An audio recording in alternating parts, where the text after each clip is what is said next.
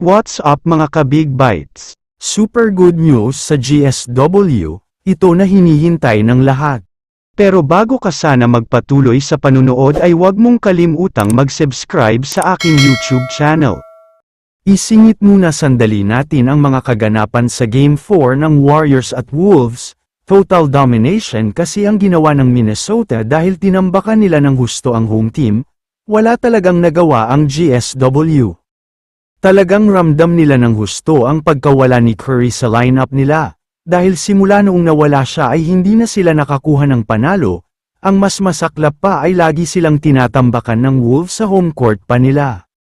Ayon nga mismo kay Coach Steve Kerr, parang nawala daw ang puso at utak nila noong nawala si Stephen Curry, siya daw kasi ang sistema at sa kanya umiikot ang opensa nila, kaya lubog daw talaga sila noong nawala na siya. Kaya naman ayon kay Coach Steve Kerr, kung may isang pangarap o hiling daw siya ngayong playoffs, sana daw ay makabalik at makapaglaro ng muli si Curry. Dahil sobrang kailangan daw talaga siya ng team ngayon para manalo. Pero mukhang narinig ang hiling ni Coach Steve Kerr, dahil ayon sa multiple reports ay getting ready na daw si Steph Curry. Inaayos na lang niya ang conditioning niya, at lilipad na kasama ang mga kakampi niya papunta sa Minnesota. Ayon kay Curry, hindi pa daw siya 100% healthy, pero handa na daw talaga siyang sumugal kahit pakalusugan niya ang nakataya, ayaw daw niyang panuorin ang mga kakampi niya na lumalaban samantalang siya ay nasa bench lang. Ayon pa kay Steph, sa tingin niya ay mabibigyan naman daw siya ng clearance ng doktor para makapaglaro, okay naman daw ang pakiramdam niya, na wala na ang kirot at hapdi na nararamdaman niya sa hamstring injury niya.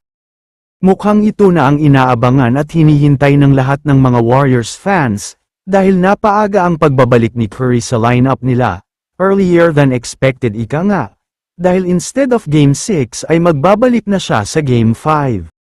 Sa tingin ko ay malaking bagay talaga ang pagbabalik ni Curry, dahil kung naaalala nyo pa ay napakagandang performance ang ginawa nila sa Game 1 noong naglalaro pa siya, tinambakan nga nila ang Wolves sa laban na yun. Kaya naman kung magbabalik na talaga siya sa Game 5, malaki ang chance nila na manalo, at pagdating ng Game 6 ay babalik na sa home court nila, kaya kung nakaayon ang lahat ay mag-Game 7 pa ang serye na ito.